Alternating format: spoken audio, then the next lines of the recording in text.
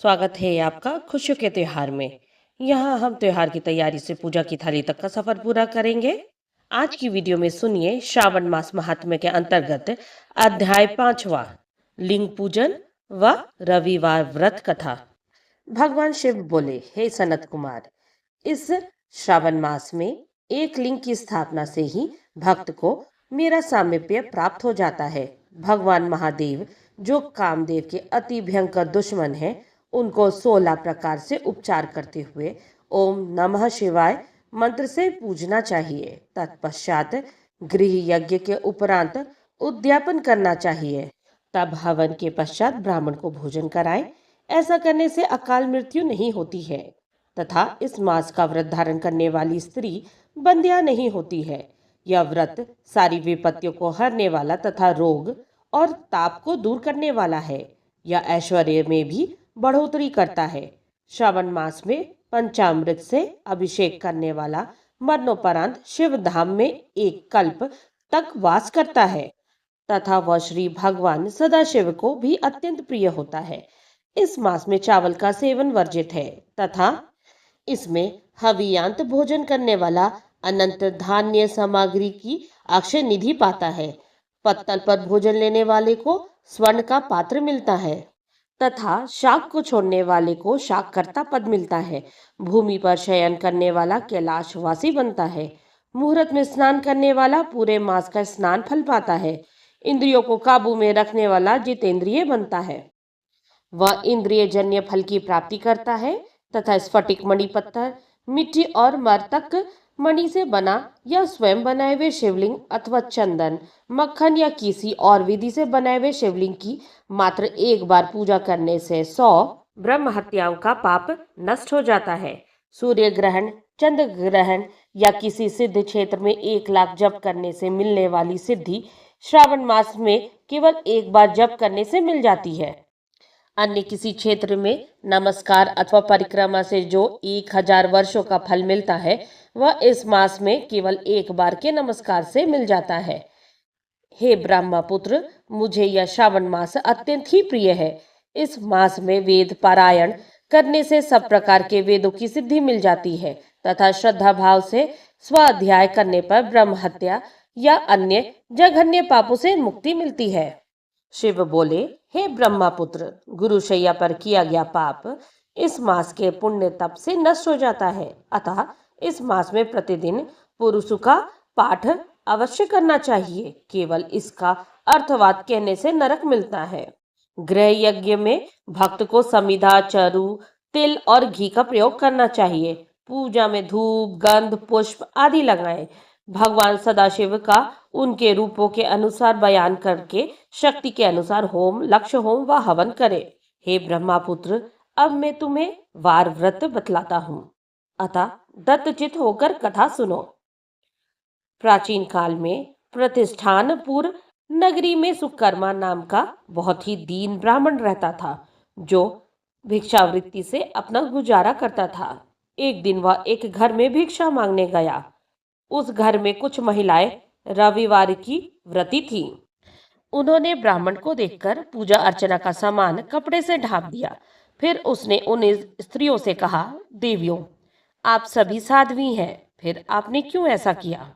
मैं अपनी दीनावस्था के कारण अति दुखी हूँ, अतः मैं भी यह व्रत करना चाहता हूँ। मुझे इसके बारे में बताओ। महिलाएं बोली, हे ब्राह्मण देव, अगर व्रत में उन्माद, प्रमाद, श्रद्धा ना हो तो यह व्रत सफल नहीं होता। अतः इनको त्याग कर कथा सुनो। उन स्त्रियों में से एक वृद्ध महिला ने उस गरीब ब्राह्मण को व्रत की विधि बतलाई तथा कथा सुनाई। वह कथा इस प्रकार है। श्रावण मास के शुक्ल पक्ष के प्रथम रविवार को मौन रहकर प्रातः ही उठकर नित्य कर्म से निर्वृत्त हो ठंडे जल से स्नान कर धान के पत्ते पर 12 परिधि वाला मंडल बनाकर उस पर लाल चंदन से सूर्य के समान गोलाकार बनाओ। उसी मंडल में संज्ञा नाम वाली स्त्री के साथ सूर्य की पूजा लाल चंदन से करें। सूरज के 12 मंडलों पर लाल चंदन के साथ लावा तथा जप, अर्घ्य, भक्ति और श्रद्धा सहित सूर्य भगवान को प्रदान करने चाहिए। इस अर्घ्य में रक्ताक्षत, जप, फूल और उपचार शामिल हो। नैवेद्य के लिए नारिकेल बीज और खांड के साथ सूर्य मंत्र का जाप करें। स्तवन और नमस्कार के लिए 12 मंत्रों का प्रयोग में लाए और 12 प्रदक्षिण करके 6 सूत को एक जगह एकत्रित कर उस 6 ग्रंथियों से युक्त कर दें। उसे श्री भगवान को समर्पित कर गले में बांध ले। 12 फलों वाला सूत्र विद्वान ब्राह्मण को दान कर दे तथा इस व्रत विधि को गुप्त रखे। हे सनत कुमार, इस प्रकार व्रत करने पर निर्धन भी धनवान बन जाता है, संतानहीन संतान पाता है, कोढ़ी स्वस्थ हो जाता है, कैदी को कैद से मुक्ति मिलती है, रोगी रोग मुक्त हो जाते हैं, मनुष्य की समस्त मनोकामनाएं पूरी होती है। हे सनत कुमार, इस संसार में प्राणी जो भी अभिलाषा करता है वह पूरी होती है। श्रावण मास में रविवार को जितनी भी संख्या हो उतने ही व्रत करने चाहिए। व्रत से पूरा फल चाहने के लिए उद्यापन करना अत्यंत आवश्यक है। व्रत विधि जानकर वह ब्राह्मण अपने घर गया। घर आकर उसने अपने परिवारजनों को व्रत विधि कह सुनाई। उस व्रत विधि के श्रवण मात्र से ही ब्राह्मण की दोनों कन्याएं अति रूपवान हो गई। लक्ष्मी देवी भी अब उस ब्राह्मण के गृह में आकर वास करने लगी। इस प्रकार वह दीनहीन ब्राह्मण कुबेर के तुल्य धनवान बन गया। एक दिन नगर नरेश ने रास्ते से गुजरते हुए उन दोनों कन्याओं को खिड़की में देखा तो वह उन पर मोहित हो गया। तब उसने उनके पिता से उन दोनों कन्या से विवाह की इच्छा प्रकट की। ब्राह्मण ने भी प्रसन्न होकर उन दोनों कन्याओं का विवाह नरेश से कर दिया। वे दोनों कन्याएं भी नरेश को पति पाकर बहुत प्रसन्न हुई।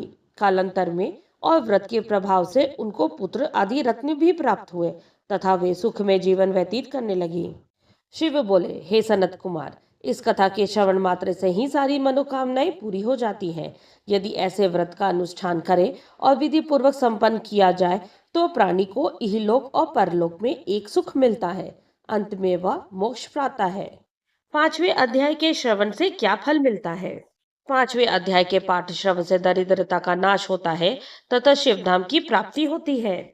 इस प्रकार श्रावण मास महात्म्य के अंतर्गत अध्याय 5वां लिंग पूजन व रविवार व्रत कथा समाप्त हुई। अगली कथा सुनने के लिए हमारे साथ जुड़े रहें। जाने से पहले कमेंट में ओम नमः शिवाय जरूर लिखें। श्रावण महात्म्य की पूरी 30 कहानी श्रावण महात्म्य प्लेलिस्ट में संग्रहित की हुई है। उससे सुनने के लिए डिस्क्रिप्शन बॉक्स में प्लेलिस्ट की लिंक दी गई है। यहाँ तक बने रहने के लिए आप सबका धन्यवाद। ओम नमः शिवाय।